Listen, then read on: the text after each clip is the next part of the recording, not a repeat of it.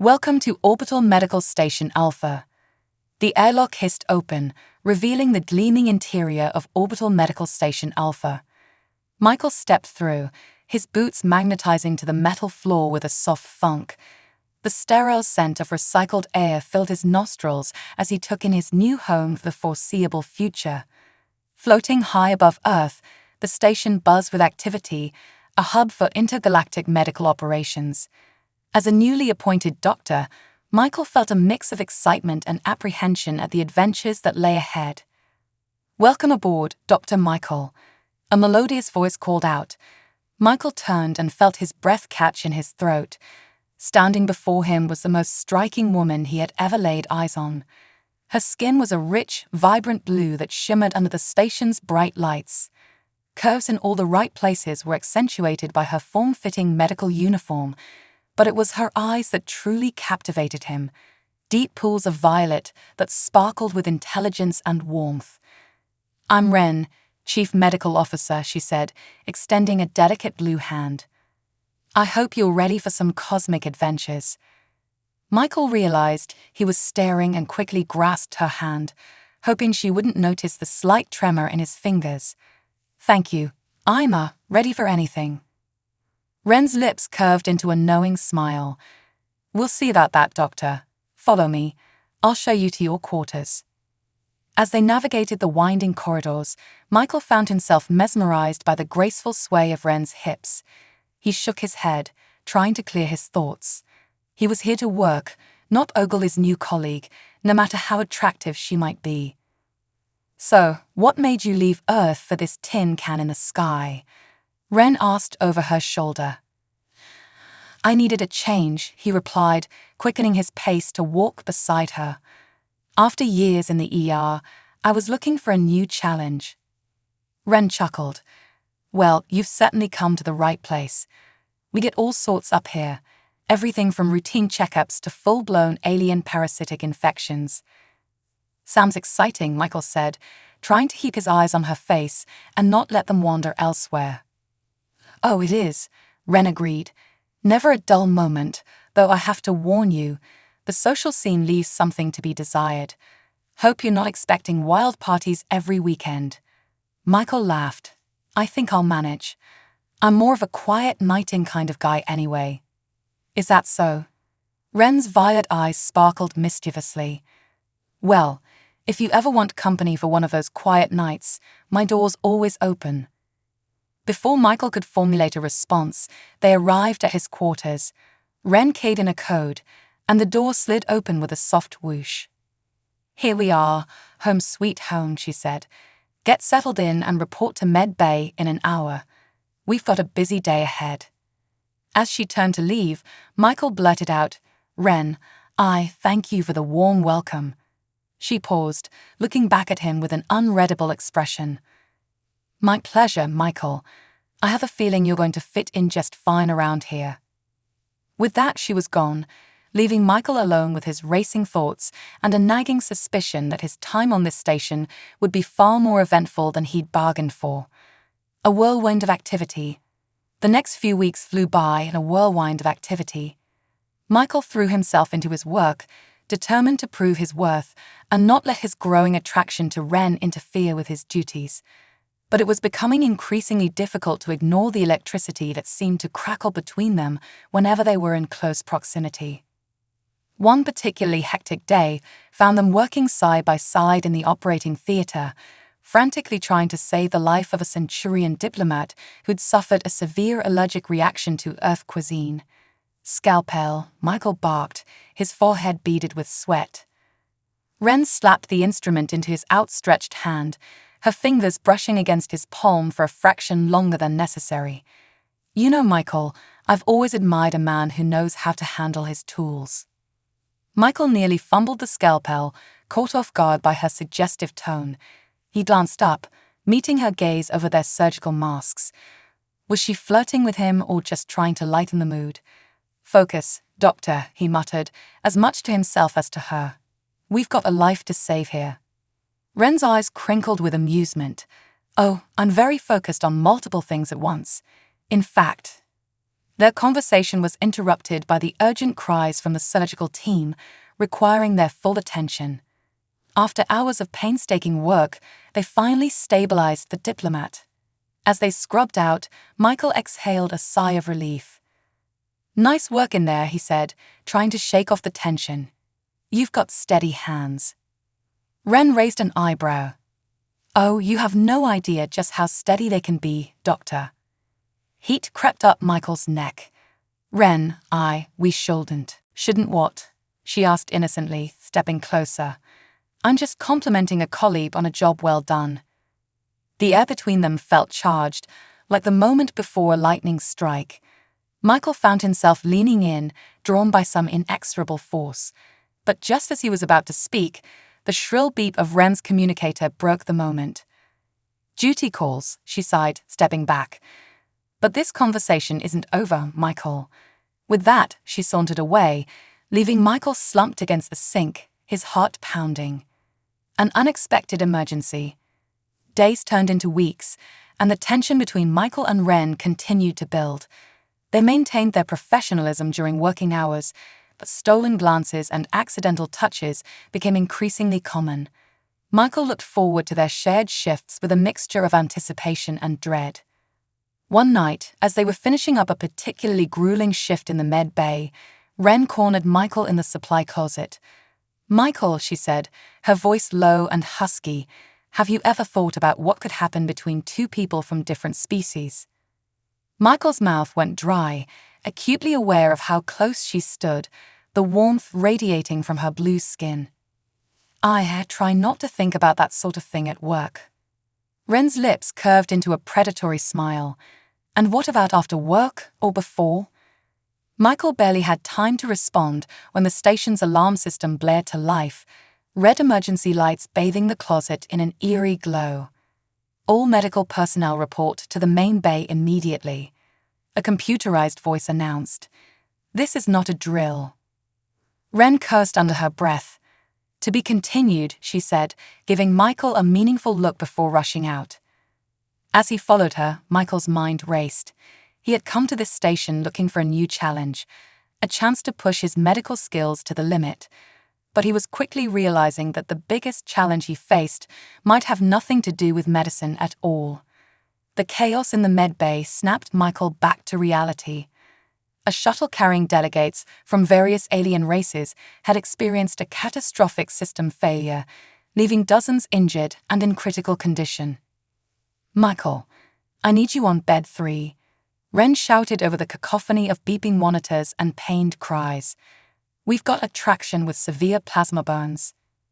For the next several hours, Michael lost himself in the work. His hands moved with practiced efficiency, treating injuries he had only ever read about in xenobiology textbooks. Through it all, he was acutely aware of Wren's presence, her calm voice directing the medical team like a conductor leading an orchestra. As the crisis began to abate, Michael found himself working alongside Wren on a particularly tricky case.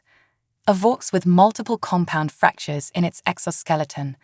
"Careful," Wren murmured, her face inches from his as they both leaned over the patient. "One wrong move, and we could shatter the entire carapace." Michael nodded, hyper-aware of her proximity. He could smell the faint exotic scent of her skin, something like jasmine and stardust. "Focus," he chided himself. "Lives depend on it." As they worked in harmony, a sudden alarm pierced through the tension in the room, signaling that the adventure was only just beginning. The catastrophic crisis. As the chaotic sounds of the med bay echoed around him, Michael braced himself for the onslaught of incoming patients. The emergency alarm blared incessantly, a reminder that this wasn't just another day at the office. Lives were at stake. He glanced at Wren, her expression a mix of determination and urgency. "We need to triage quickly," she commanded, her voice cutting through the noise like a beacon.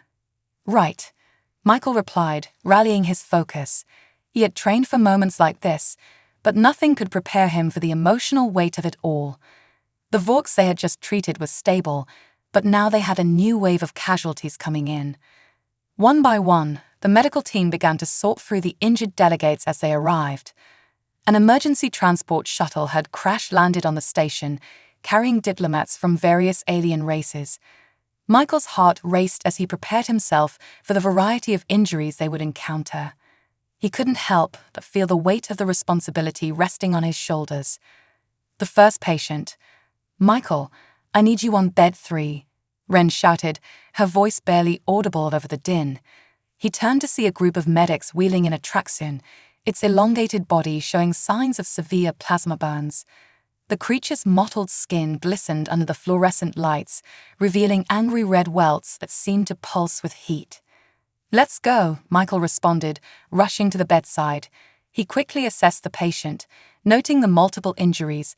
One burn was particularly deep, exposing the tracksuit's inner muscle. "We need to cool these burns and stabilize its vitals," he instructed, grabbing the necessary tools. His hands moved with practiced efficiency, and he could feel Wren's presence hovering nearby, offering silent support as she prepped the medication.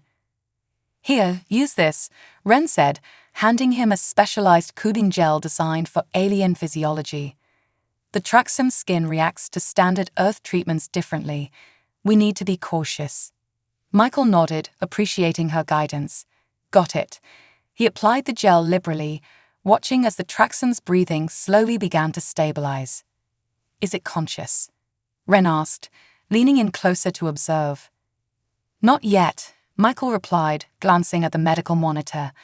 "But we're making progress. It should wake up soon." As they continued to work, Michael felt the adrenaline pumping through his veins.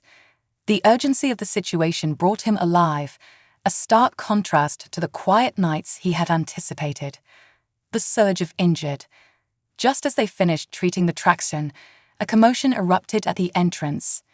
A group of medics rushed in, pushing another stretcher through the doorway. "We have a Centurion diplomat," one of them shouted, panic evident in their voice. Michael's heart sank. He had already dealt with one critical case today.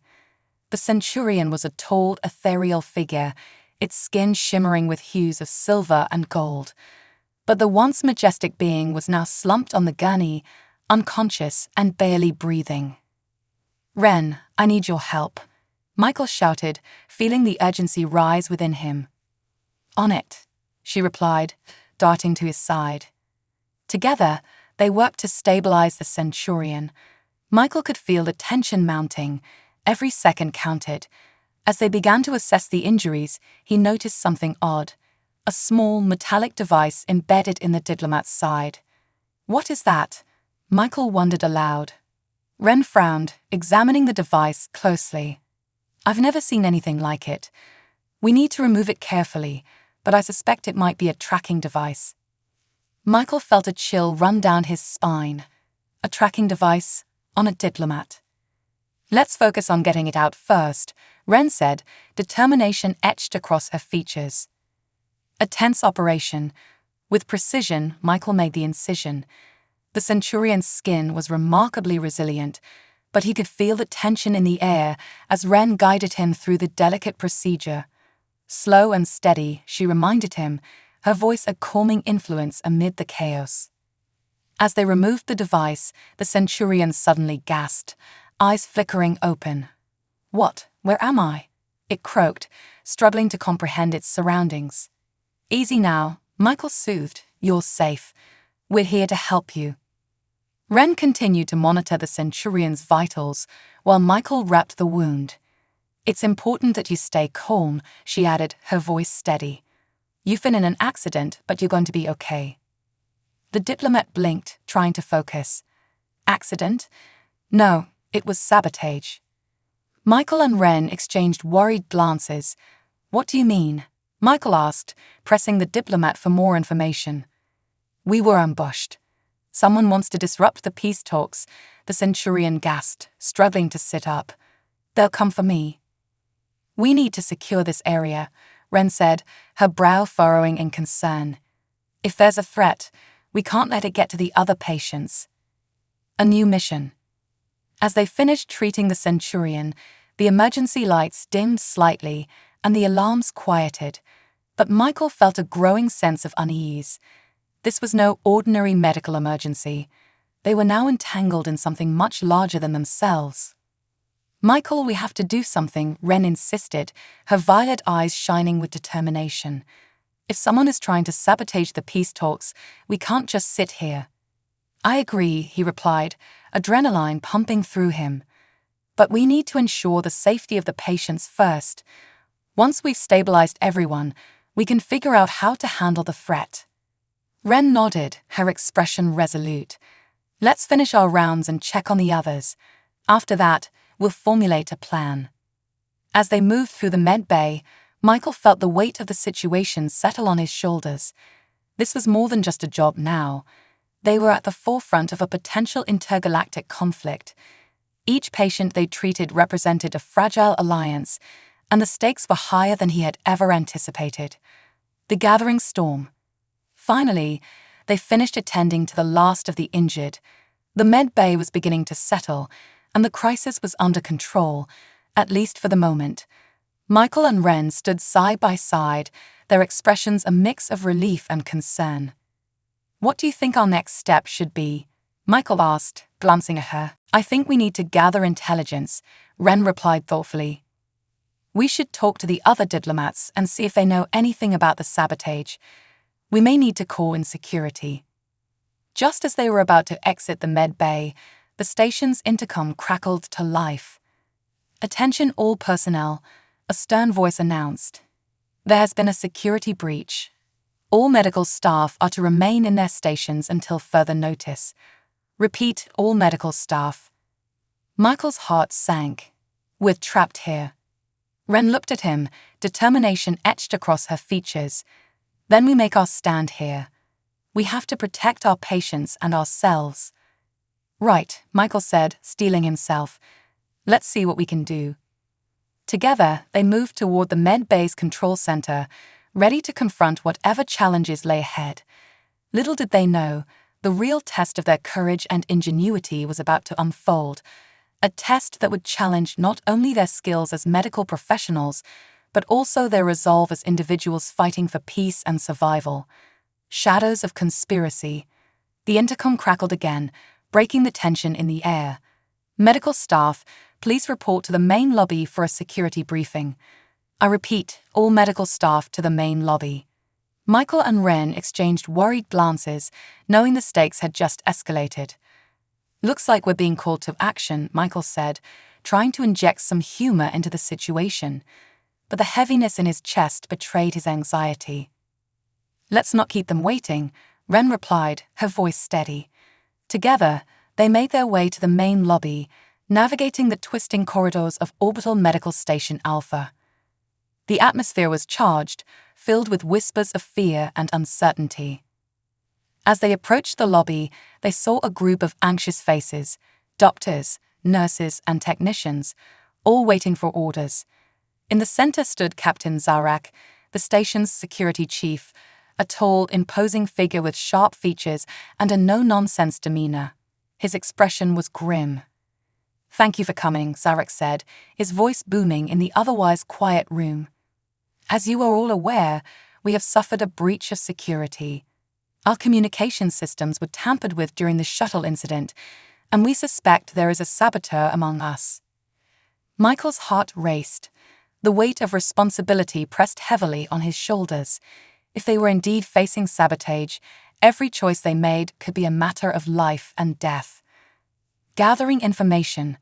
"Before we proceed, I need to gather information on the injuries we treated," Zarak continued. "Dr. Carter and Dr. Wren, I'd like you both to report on the conditions of the diplomats. What did you find?" Michael stepped forward, his heart pounding. "We treated several serious injuries, including a Traxian and a Centurion diplomat. Both had been stabilized, but the Centurion mentioned a possible attack. They believed they were targeted during the peace talks."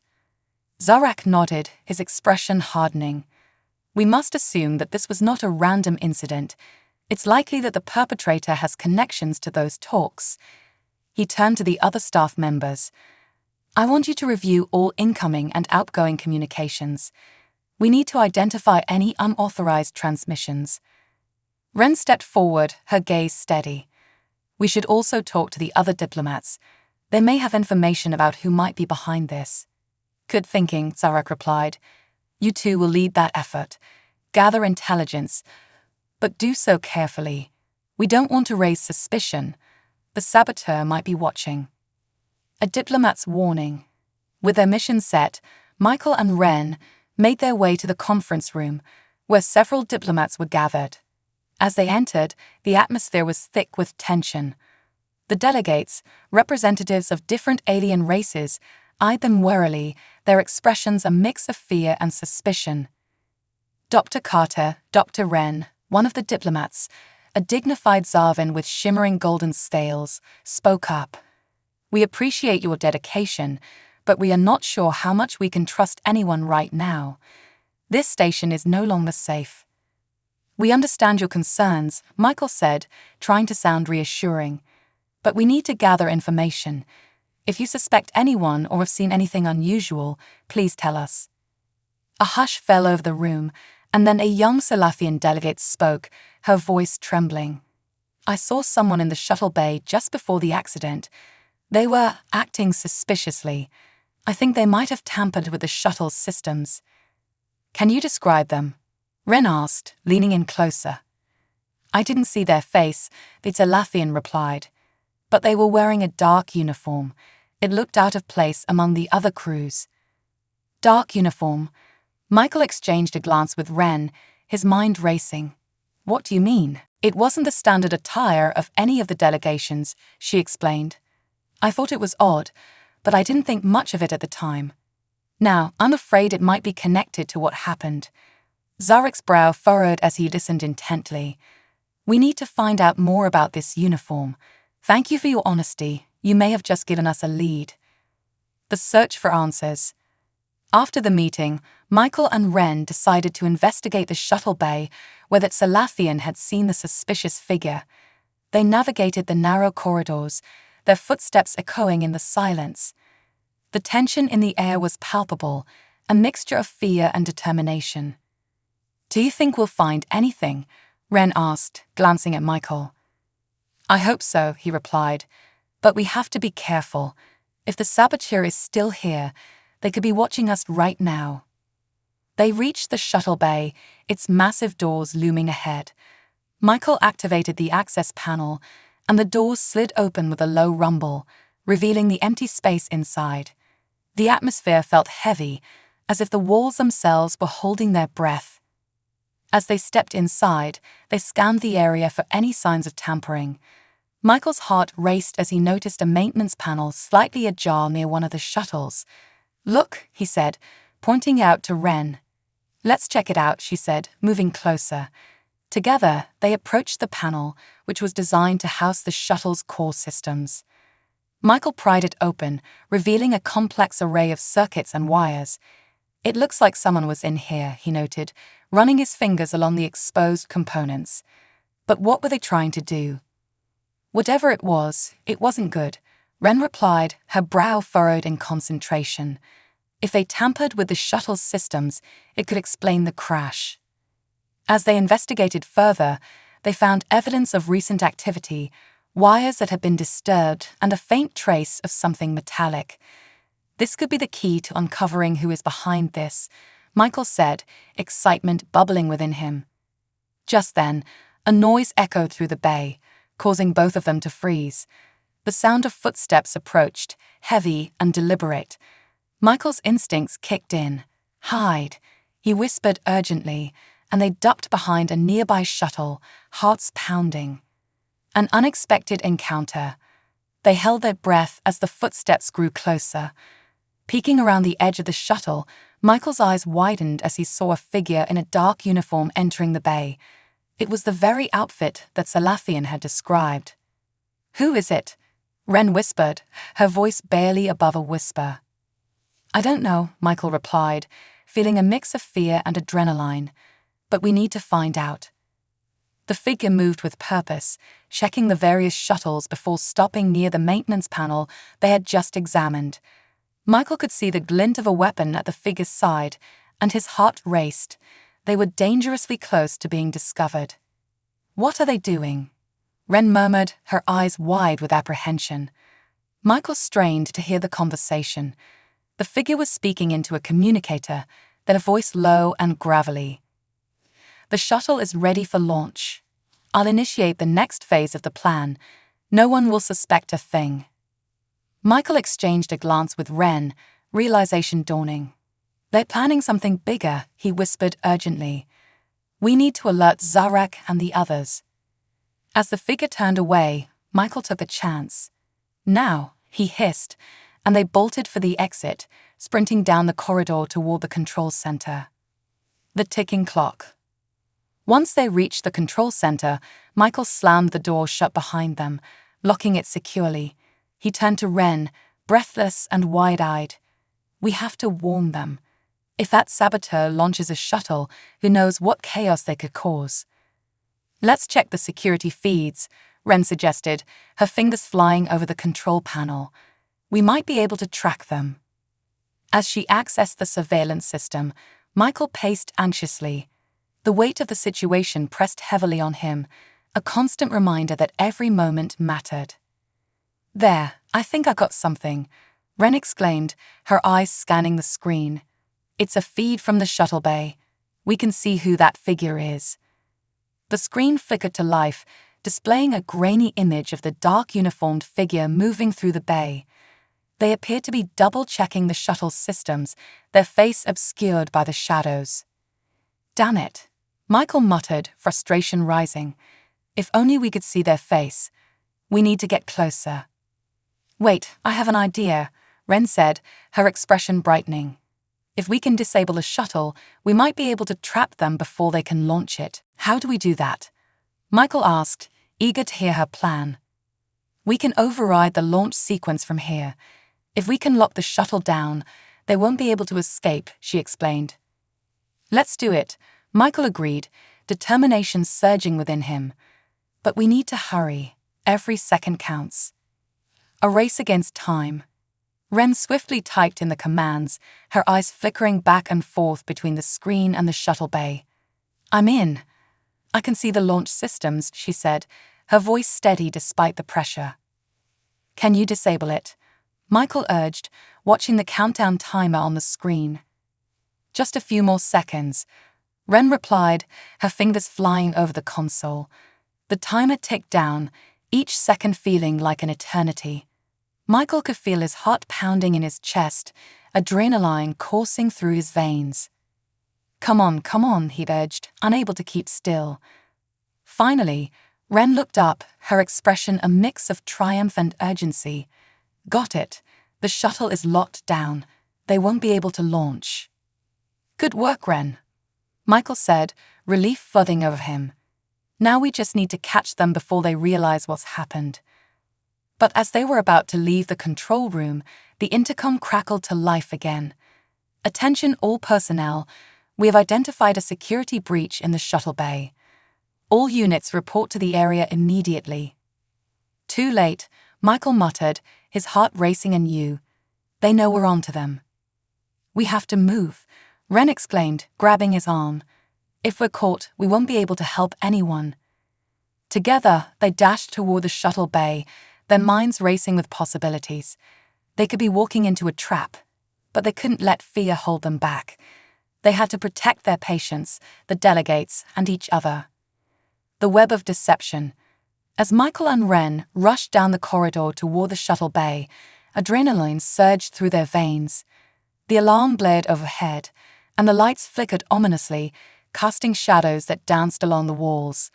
Every instinct in Michael's body screamed that they were running into danger, but there was no turning back now. They had to confront the saboteur before more lives were put at risk. "Keep your eyes open," Ren whispered, glancing over her shoulder. "We don't know who we're dealing with or how many are involved." "I know," Michael replied, his mind racing. "If we can just get a look at the saboteur and catch them in the act, we might have a chance to stop this chaos." They rounded the final corner and approached the shuttle bay doors. The heavy metal barrier loomed ahead, an imposing reminder of the gravity of their mission. Michael took a deep breath, steeling himself for what lay beyond. "Ready?" he asked, meeting Ren's gaze. Always, she replied, her eyes sparkling with determination. The encounter. With a swift motion, Michael activated the access panel, and the doors hissed open. The scene before them was chaotic. The dark uniformed figure they had seen earlier was at the far end of the bay, frantically checking the shuttle's systems. Michael's heart raced as he spotted a small group of security personnel attempting to sneak up on the saboteur from behind. "Stop," Michael shouted, hoping to distract the figure and buy the security team a few precious seconds. The saboteur turned, surprise etched across their features. In that instant, Michael caught a glimpse of their face, a young humanoid with sharp features and a fierce glint in their eyes. But before he could process the sight, the figure lunged toward the shuttle controls, hitting a series of buttons. "No," Ren yelled, sprinting forward, but it was too late. The shuttle rolled to life, the engines igniting with a deafening roar. "Get back," a security officer shouted, raising their weapon. Michael's instincts kicked in. "We have to stop them before they launch." He rushed toward the shuttle, with Ren close behind. A desperate race. The shuttle's engines thrummed with power, and Michael could see the countdown flashing on the control panel. He glanced back at Ren, who was already moving to flank the saboteur. "I'll distract them," he called, determination fueling his voice. "Be careful," Ren replied, her expression a mix of concern and admiration. With a burst of speed, Michael charged forward, aiming to intercept the figure before they could execute their escape. "Hey, you won't get away with this," he shouted, adrenaline coursing through him. The saboteur paused, a look of surprise crossing their face. "You think you can stop me?" they sneered, fingers flying over the controls. Michael lunged, grabbing onto the figure's arm just as they were about to initiate the launch sequence. The two struggled for control, and in the chaos, Michael felt the shuttle shudder beneath their feet. Confronting the saboteur, "Let go of me," the saboteur shouted, twisting to break free. "I won't let you endanger everyone on this station," Michael replied, determination surging through him. The figure was surprisingly strong, but Michael refused to back down. He focused on the task at hand, ignoring the pounding of his heart and the chaos surrounding them. "Fools like you never learn," the saboteur hissed, their eyes glinting with malice. "This isn't just about you or your pathetic station. This is bigger than you can imagine." "What do you mean?" Michael asked, bewildered. "What's really going on here?" Before the saboteur could respond, Ren surged forward, tackling the figure to the ground. "I've got them," she shouted, quickly pinning the saboteur's arms behind their back. "Good job," Michael exclaimed, rushing to help. Together, they managed to subdue the saboteur, their combined strength overpowering the figure's resistance. "Secure them," Michael yelled, glancing at the security personnel who had finally arrived at the scene. The officers moved in, handcuffing the saboteur and ensuring they couldn't escape. Michael felt a rush of relief as the immediate threat was contained, but his mind still raced with questions. What had driven this person to sabotage the peace talks? What was the larger plan at play? Unraveling the motives. With the saboteur restrained, Zarek approached, his expression a mix of authority and urgency. "What happened here?" he demanded, assessing the situation. "This person was trying to launch a shuttle," Ren explained, her breath coming in quick gasps. "They were involved in the earlier crash." Zarek's eyes narrowed as he studied the saboteur. "You have a lot of explaining to do," he said. "What were you trying to accomplish?" The saboteur smirked defiantly, their gaze unwavering. "You think you can understand the bigger picture. You're just pawns in a game far beyond your comprehension." Michael stepped forward, his fists clenched. "We're not pawns. We're fighting for peace, and we will expose whoever is behind this." A flicker of something, fear, perhaps, crossed the saboteur's face, but it was gone in an instant. "You're naive," they replied, their voice steady. "You have no idea how deep this goes. The sabotage is only the beginning." "Enough of your riddles," Zarek interrupted, his voice firm. You will answer our questions. We need to know who else is involved and what your motives are. The revelation. As the saboteur was led away, Michael felt a wave of uncertainty wash over him. The stakes had just risen dramatically, and he realized they were no longer just dealing with a rogue individual, but a larger conspiracy. Michael, what do you think they meant? Wren asked, her brow furrowed with concern. If this is just the beginning, what else is coming? I don't know, he admitted, trying to piece together the fragments of information. But we need to stay vigilant. There could be more saboteurs hiding among the delegates, or worse, within our own ranks. Zarak nodded, a grim expression on his face. We will increase security measures throughout the station and initiate a full investigation. We can't let this sabotage jeopardize the peace talks. We'll need your help in coordinating with the delegates, especially if we suspect anyone among them. Of course, Michael replied. We'll do whatever it takes. Good, Zarak said, looking each of them in the eye. This is more than just a medical emergency now. It's a matter of intergalactic relations. We need to get to the bottom of this, and fast. A new strategy. In the days that followed, the atmosphere on the station changed. Everyone felt the weight of uncertainty as rumors of the sabotage circulated among the delegates. Tensions ran high, and Michael and Wren found themselves at the center of the investigation, meeting with various diplomats to gauge their intentions. One afternoon, as they prepared to meet with a group of Centurion leaders, Michael couldn't shake the feeling that they were being watched. He glanced at Wren, who seemed to sense his unease. Are you okay? She asked quietly as they stood outside the conference room. I'm just worried, he admitted. What if we miss something? What if there's another attack? We'll be vigilant, Wren reassured him, her hand finding his for a brief moment. We've already stopped one saboteur. We can handle whatever comes next. With a deep breath, Michael nodded, drawing strength from her words. You're right.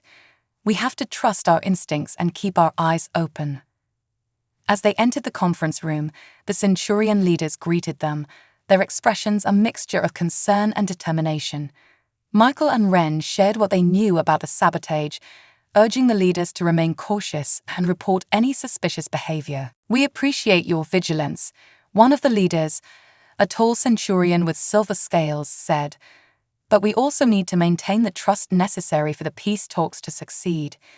If this situation escalates further, it could jeopardize everything we've worked for.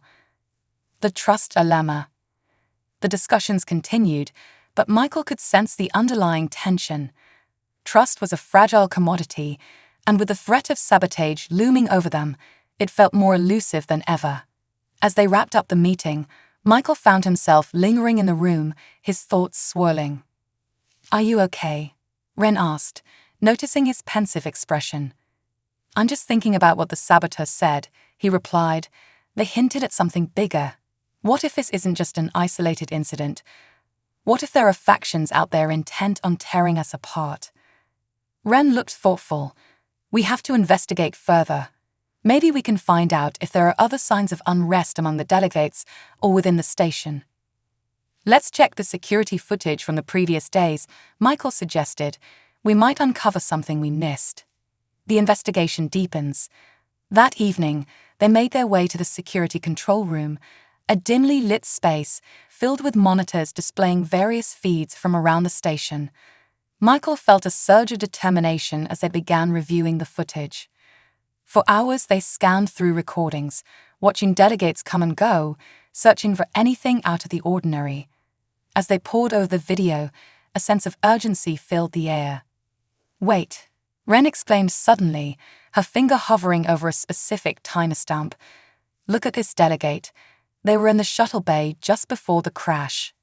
Michael leaned closer, his heart racing as he recognized the familiar features of one of the Centurion leaders they had just met.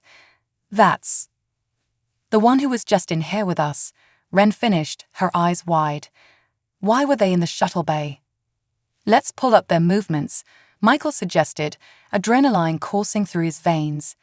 They replayed the footage, revealing the delegate entering the shuttle bay and lingering near the maintenance panel.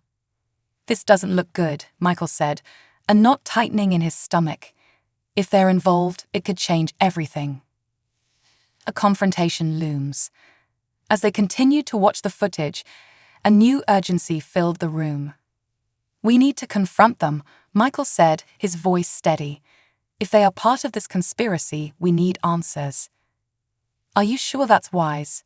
Wren asked, concern evident in her voice. We could be walking into a trap. Then we have to be prepared, Michael replied. We can't let fear hold us back. If there's a chance they are involved, we have to act. After a moment of contemplation, Wren nodded, her determination matching his. All right, let's do this. But we have to be careful. If we're right, we could be putting ourselves in serious danger. As they prepared to confront the delegate, Michael felt a mixture of fear and exhilaration. The stakes were high, and the danger was real, but he was ready to face whatever lay ahead.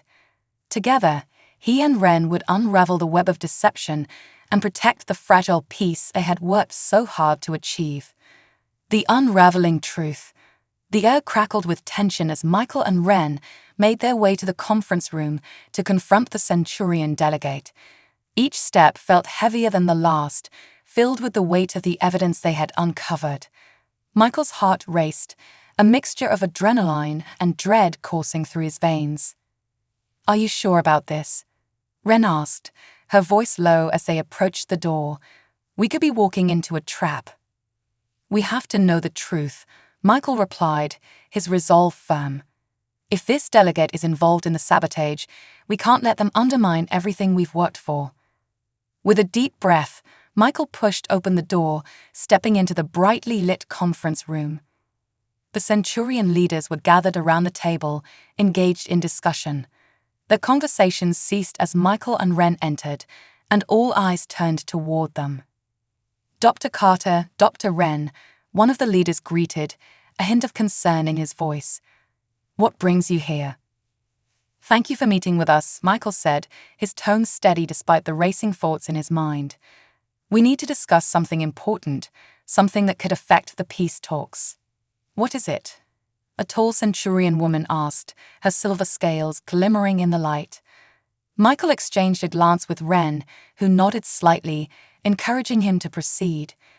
We've been reviewing security footage and have some serious concerns about one of the delegates, he began, locking eyes with the Centurion who had caught their attention. The confrontation.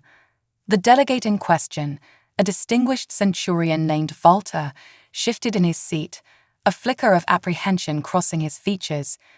What exactly are you implying, Dr. Carter? We've identified you in the shuttle bay just before the crash, Michael stated, watching Walter's reaction closely. You were near the maintenance panel when the sabotage occurred. The room fell silent, tension thickening the air. Walter's eyes narrowed, but he maintained his composure. That's a serious accusation. What evidence do you have? Video footage, Wren interjected, her voice calm but unwavering. We have recorded evidence of your presence in the shuttle bay. We believe you may be involved in the sabotage. Walter's expression hardened, and for a moment, Michael felt the weight of the entire room's scrutiny. The other delegates exchanged uneasy glances, some whispering among themselves. The defense. I assure you, I was merely overseeing the shuttle preparations, Walter replied smoothly, trying to deflect the accusations. There was nothing unusual about my actions. I was ensuring that everything was in order for our departure. Michael pressed on, determination fueling his words. We know that something was tampered with. The crash was no accident, and you were the last person seen in that area. If you're innocent, why not cooperate with us? You have no right to interrogate me like this. Walter snapped, his voice rising. This is an outrage. I demand to speak with my government representative immediately. Wren stepped closer, her gaze fierce. You can demand all you want, but the truth will come out. If you're hiding something, it will be revealed. The tension escalated, and Michael felt the need to regain control of the situation. Look, we're not your enemies. We're trying to protect the peace we've all fought for. If you have any information... Before he could finish, Volta interrupted. I don't have to answer to you. You're just a human doctor with no authority here. Uncovering the web. Michael felt a surge of frustration. You may not see it, but we're all in this together. The safety of everyone on this station depends on transparency and trust. If you're involved, you need to come clean. If you're not, help us find the real culprit. Volta's eyes narrowed, calculating his next move. What if I told you that I wasn't the only one who had access to the shuttle bay? There are others who were there, and they could have tampered with it, but I won't name names without protection. Protection? Michael repeated, confusion etched on his face. You want a deal? Yes, a deal, Volta said, his voice cool and calculated. I can give you information about the conspirators, but only if you guarantee my safety and the safety of my people. Why should we trust you? Wren challenged, her voice steady. You're the one who's implicated in this mess. Because if you don't, there will be more sabotage, Volta warned, his tone shifting to one of urgency. You need to understand that there are factions who want to derail these peace talks, factions that would stop at nothing to see them fail. Michael glanced at Wren, the weight of their decision heavy in the air. If we agree, we need proof. You have to give us something solid. I can give you names, Volta replied, his confidence returning. But we must act quickly. I will write down everything I know, but I need to be protected during this process. The deal. Fine, Michael said, his heart pounding. But you'll need to stay in a secure location until we can verify your claims. We can't take any chances. Volta nodded, his expression turning serious. I understand. I'll cooperate fully, but I need your word that I will be safe. Agreed, Wren interjected, determination in her voice. We'll have security escort you to a safe area while we verify the information. As Volta began writing down names, Michael felt a mixture of hope and apprehension. This was a critical turning point. If they could uncover the conspirators and their motives, they might still salvage the peace talks. A race against time. Once Volta finished writing, he handed the note to Michael, who quickly scanned the contents. These names, they're all prominent figures, he murmured, his heart racing. If they're involved, this goes deeper than we thought. Then we have to move quickly, Wren urged. If they suspect we're onto them, they might make a move to silence us. Let's inform Zarek and the others, Michael said, determination surging through him. We need to prepare for anything. As they exited the conference room, the weight of their task settled over them like a cloak. They were now part of a larger battle, one that threatened to shake the very foundations of their alliance with the alien races. Gathering forces, back in the control center, Michael and Wren briefed Zarek on their findings. This is serious, Zarek said, his brow furrowing as he studied the list. If these names are confirmed, we need to act fast. We cannot let them undermine the peace talks. Agreed, Michael replied. We should place these individuals under surveillance and be ready for any sign of trouble. Security will increase around the delegates and the med bay, Zarek instructed. We need to ensure everyone's safety and maintain order during this delicate time. As they made plans, Michael felt a sense of purpose. They were no longer just doctors trying to manage a medical crisis. They were frontline defenders of peace, standing against the forces of sabotage and chaos. The calm before the storm. As the hours passed, Michael and Wren coordinated with security, ensuring that every precaution was taken. But despite their efforts, a sense of foreboding hung in the air.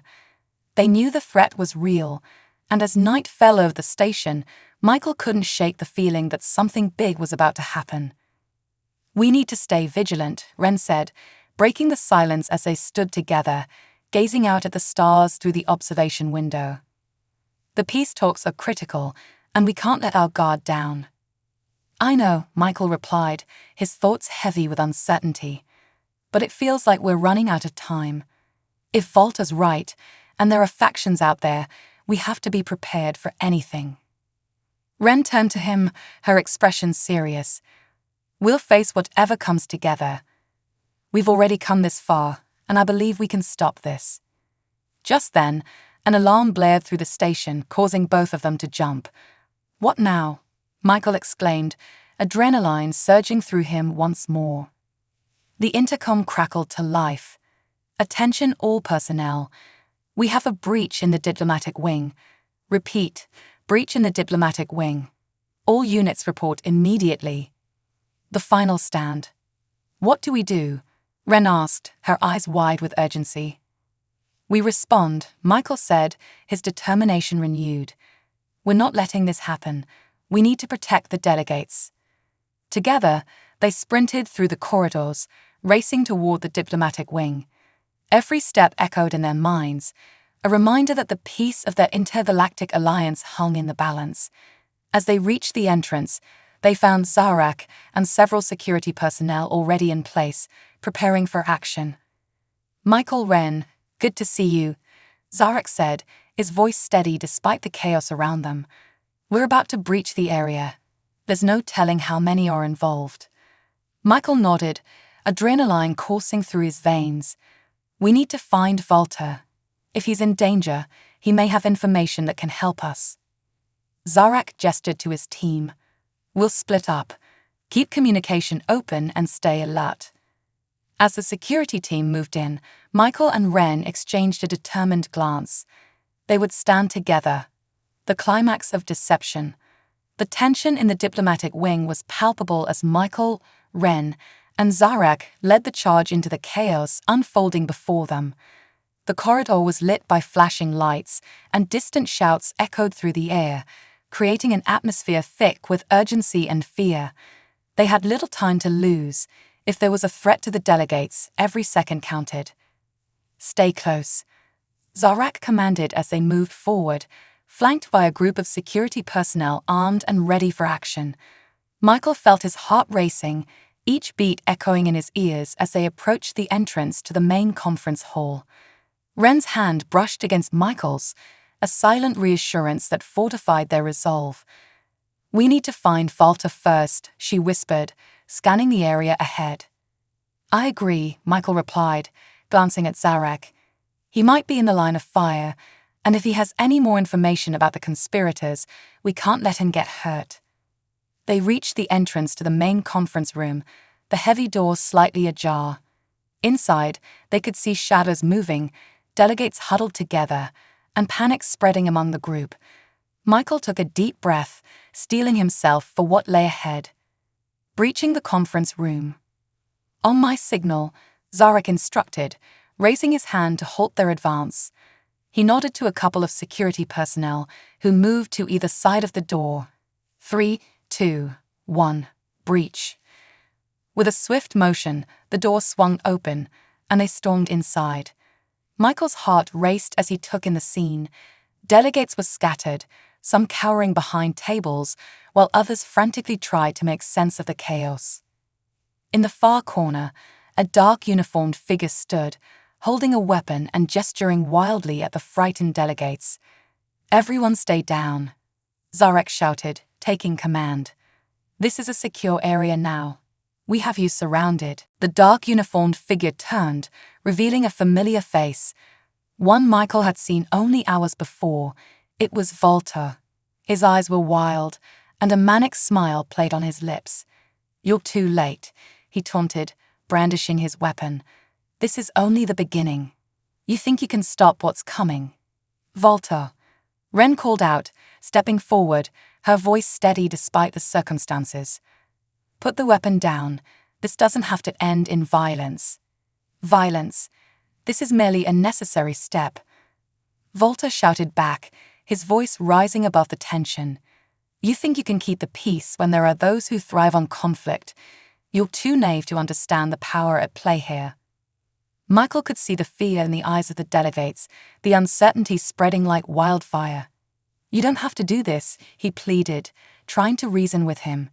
"You can help us find a solution without resorting to violence." The dark revelation. But Volta was unyielding, his expression hardening. "Help? You think I would help you?" "No, I want to see this alliance burn.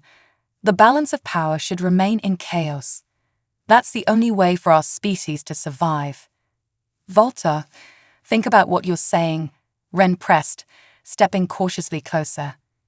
This alliance is crucial for peace. We need each other to ensure a better future. Peace is a lie, Volta retorted, his voice echoing with rage. I've seen what happens when one species dominates another. You think you're the saviors of the universe? You're just another cog in the machine. As he spoke, Michael felt a flicker of understanding. You're being manipulated, he realized aloud. Someone is using you to sow discord among the races. You're not the mastermind. You're a pawn in a much larger game.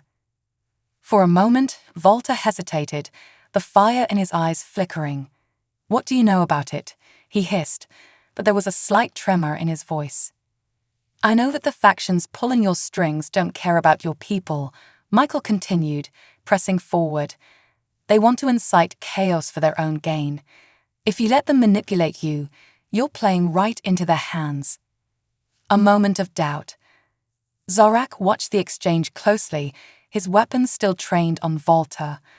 We can protect you, Volta, he said, his tone more measured. You don't have to fight us. Just give up the weapon, and we can work together to expose the true enemy. Michael could see the wheels turning in Volta's mind. The anger in his eyes began to waver, replaced by uncertainty. And what if you're lying? Volta challenged, though there was a note of hesitation in his voice. Then you'll have lost nothing, Ren offered, her voice calm and soothing. But if you keep fighting, you could lose everything, your people, your future. Is that what you truly want? In that moment, Michael saw a flicker of doubt cross Volta's features, the weight of the decision pressing down on him. He began, his voice faltering. The tipping point.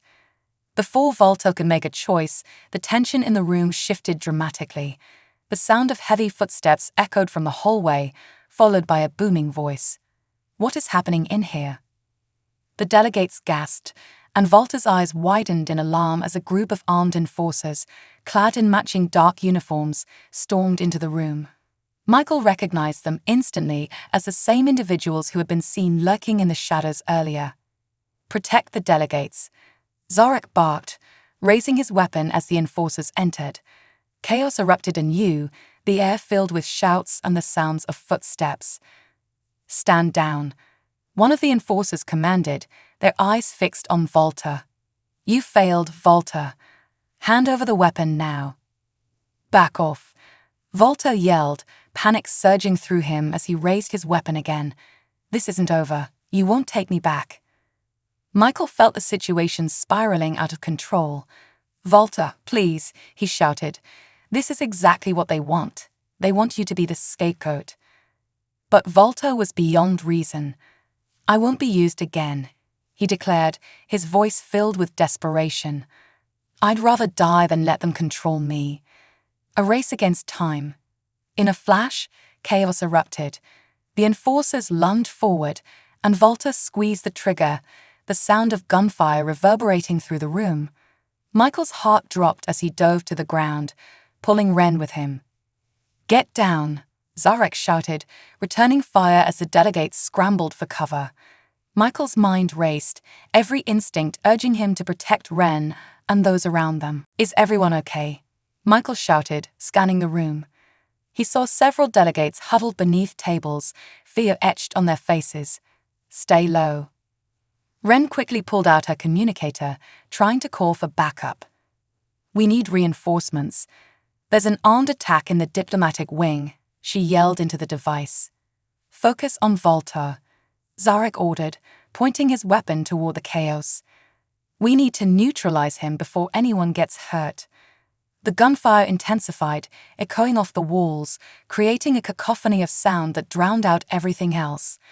Michael felt the adrenaline pumping through his veins, the urgency of the situation sharpening his focus. He knew they had to act fast before it escalated further. The turning point. Volta, you're not alone in this, Michael shouted, hoping to reach the delegate amid the chaos. You have a choice. Stand with us against them. Volta's eyes flickered with uncertainty as he faced the enforcers, torn between the chaos and the possibility of redemption. For a brief moment, Michael could see a glimmer of the person Volta had once been, a leader, a protector of his people. "Join us," Ren shouted, her voice piercing through the noise. "You don't have to fight alone. There's a way to expose the truth."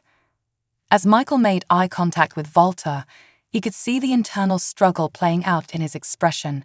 The doubts, the fear, and the flicker of hope all converged in that moment. "Fight for your people," Michael urged. "This is your chance to reclaim your power." With a sudden movement, Volta lowered his weapon, a decision made in the heat of the moment. "No more," he shouted, his voice filled with conviction. "I won't let them control me." An unexpected alliance. In a stunning turn of events, Volta turned to face the enforcers. "You'll not take me back. I will expose your plans and bring the truth to light." The enforcers hesitated, surprise flashing across their faces. Volta's sudden declaration caught them off guard, allowing Michael and Ren a brief moment to strategize. "Zarak, now's our chance," Michael urged, adrenaline surging through him. "We can work together to take them down." Zarak nodded, seizing the opportunity. "Cover Volta. We need to pin them down." As the enforcers regained their composure and prepared to react, the atmosphere shifted once more. With a surge of teamwork, Zarak and the security team advanced, firing back at the enforcers while keeping Volta protected.